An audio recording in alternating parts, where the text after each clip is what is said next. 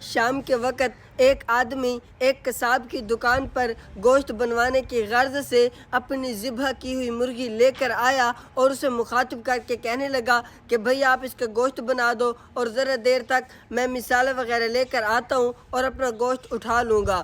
تو استاد نے گوشت بنا کر اپنے شاگرد کے حوالے کیا کہ بھئی آپ یہ گوشت بنا کر اسے دے دینا اور میں جا رہا ہوں، وہ جو پیسے آپ کو دے وہ آپ اس سے لے لینا، میں کل آپ سے لے لوں گا۔ یہ کہہ کر وہ نوجوان چلا گیا۔ اب وہ شاگرد اس دکان پر ٹھہرا تھا۔ شام کا وقت تھا۔ ایک قاضی کو ایک بادشاہ کو ضرورت پڑی گوشت کی۔ وہ بندہ اپنا ہر کام خود کرتا تھا، جو کام وہ خود کر سکتا تھا۔ وہ مارکیٹ میں مٹر گشت کرتا ہوا آیا، اسے کہیں پر سے بھی گوشت میسر نہ ہوا، لہٰذا وہ اس لڑکے کے پاس آیا اور آ کر گوشت کا مطالبہ کرنے لگا۔ لڑکے نے کہا کہ جناب گوشت نہیں ہے۔ اس کی نظر سامنے پڑے اس نیلے شاپر پر پڑی جس میں گوشت تھا۔ اس نے پوچھا اس میں کیا؟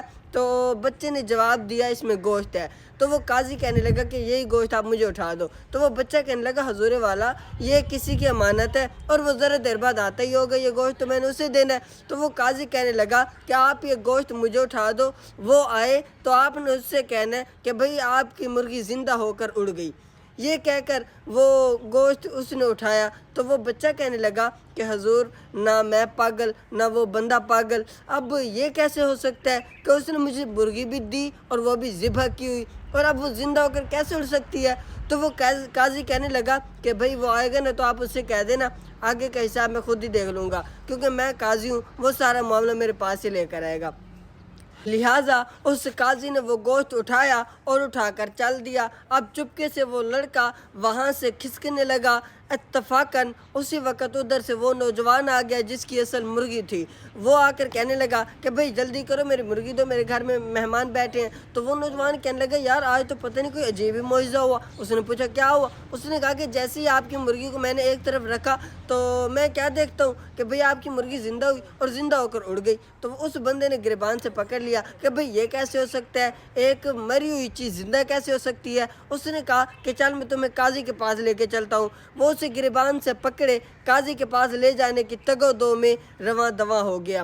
اب وہ راستے میں جا رہے تھے، تقریباً آدھا سفر انہوں نے طے کیا تو راستے میں نا دو نوجوان آپس میں جھگڑ رہے تھے، ایک تھا ہندو اور ایک تھا مسلمان۔ ان دونوں کا آپس میں کسی چھوٹے سے معاملے کی وجہ سے تنازع ہوا۔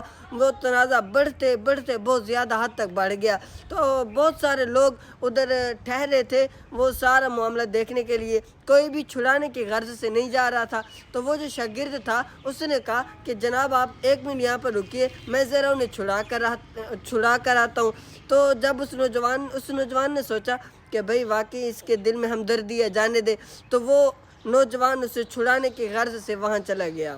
لوگوں کے ایک بڑے جم گھٹے میں سے ہوتا ہوا وہ انہیں چھڑانے کی غرض سے گیا۔ جب وہ ان دونوں کو چھڑا رہا تھا تو اتفاقاً یوں ہوا کہ یہودی کی آنکھ پر اس کا ہاتھ لگا اور اس کی آنکھ کا ڈھیلا باہر نکل آیا۔ اب جب اس نے دیکھا کہ اس سے ایک اور نقصان سرزد ہو گیا ہے تو وہ ان لوگوں سے بچتا بچاتا باہر نکلنے کی کوشش کرنے لگا۔ جیسے ہی وہ باہر بھاگا اس پچھلے نوجوان نے دیکھا، اس نے ہلہ مچا دیا کہ بھئی وہ نوجوان تو نکل گیا۔ اب وہ نوجوان جس کی آنکھ نکلی وہ کافر، وہ بھی اس کے پیچھے۔ اب اس کے پاس دو مقدمے، ایک مرغی والا اور ایک کافر والا۔ اب وہ آگے آگے بھاگتے جا رہا تھا اور ساری عوام ان کے پیچھے پیچھے یہ سارے تماشے دیکھنے کے لیے بھاگی جا رہی تھی۔ وہ نوجوان گلیوں میں جاتا تو عوام بھی گلیوں میں، وہ نوجوان اگر کسی جگہ پر بھی جاتا تو وہ عوام اس کے پیچھے تھی۔ جب وہ بھاگ بھاگ کر تھک گیا اور اسے کوئی جگہ نہ سوجھی تو وہ ایک مسجد میں داخل ہوا۔ مسجد میں عوام بھی مسجد میں، وہ مسجد کی دیوار پر عوام بھی مسجد کی دیوار پر،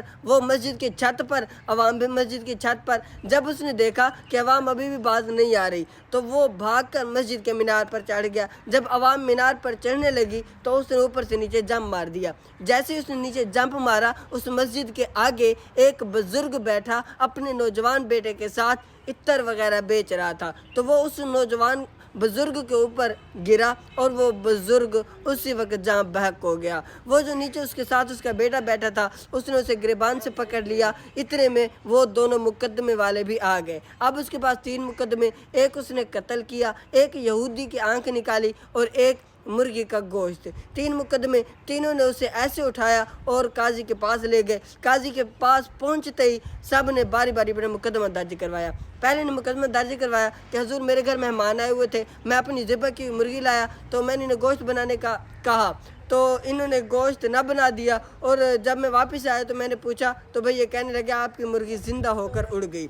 अच्छा, तो फिर वो काजी कहने लगा कि भाई क्या आप मुसलमान हो? उसने कहा हाँ अल्हम्दुलिल्लाह मैं मुसलमान हूँ। उसने कहा कि आपको यकीन है कि मरने के बाद मुसलमान दोबारा ज़िंदा होंगे? कहा जी हजूर होंगे। उसने कहा फिर आपकी मुर्गी भी तो देखो अल्हम्दुलिल्लाह इतनी ज़्यादा खासियत उसे मिली कि वो इसी ज़िंदगी में ही दोबारा ज़िंदा होकर उड़ गई। तुम्हें तो खुशकिस्मत होना चाहिए।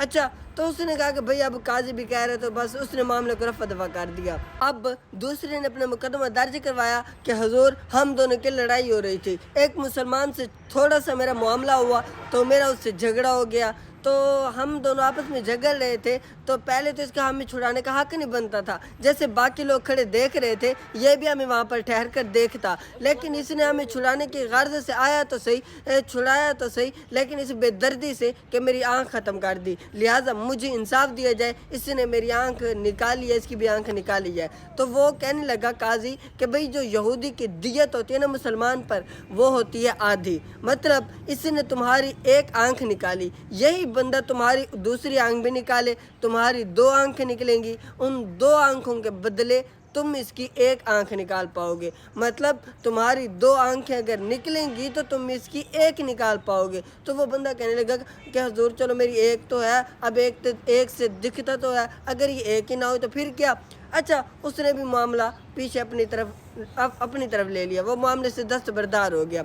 जैसे ही वो हुआ तो वो नौजवान सोचने लगा, जो शागिर्द था वो कहने लगा कि यार चलो काजी ने इन 2 से तो बचा लिया, अब तीसरे से तो मैं बच ही नहीं सकता, तीसरे से तो मैं खुद बच ही नहीं सकता जो मैंने बंदा कत्ल किया। तो अब वो काजी उसे कहने लगा तीसरे का मुकदमा सुनने के बाद कि भाई बात सुनो, जैसे तुम्हारा बाप नीचे बैठा था तो इसने ऊपर से जम मारा, ऐसे हम इसे नीचे बिठाते हैं, ऊपर से नीचे आप जम मारो। तो वो कहने लगा कि हुजूर अगर ये नीचे से इधर उधर हो गया तो फिर तो कोई मेरी टांग बाजू टूट जाएगा, तो फिर मैं क्या करूं?